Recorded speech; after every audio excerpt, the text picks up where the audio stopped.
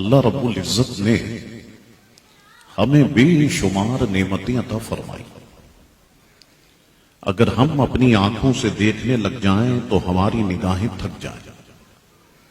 اگر ہم اپنی زبانوں سے گننے لگ جائیں تو ہماری زبانیں تھک جائیں. اور نعمتیں عطا فرمائی تو بعض علماء فرماتے ہیں کہ کسی نعمت پر احسان نہیں جتائے. ہاں ان نعمتوں کو بیان تو کیا. اگر ہم سورہ رحمان کا مطالعہ فرمائیں تو نعمتوں کو بیان کرتے ہوئے بار بار فرمایا فَبِأَيِّ آلَاءِ رَبِّكُمَا تُكَذِّبَانِ کہ تم اپنے پروردگار کی کون کون سی نعمت کو جھٹلاؤ.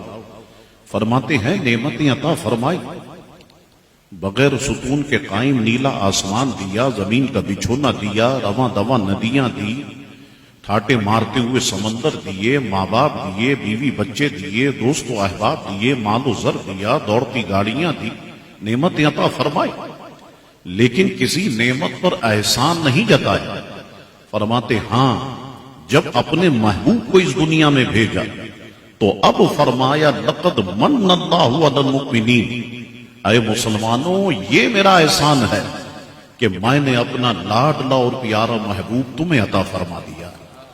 تو علماء فرماتے پتہ چلا کہ اس کائنات میں اللہ تبارک و تعالی کی سب سے بڑی نعمت اگر کوئی ہے تو وہ آمنہ کے لال پیارے مصطفیٰ کریم علیہ السلام.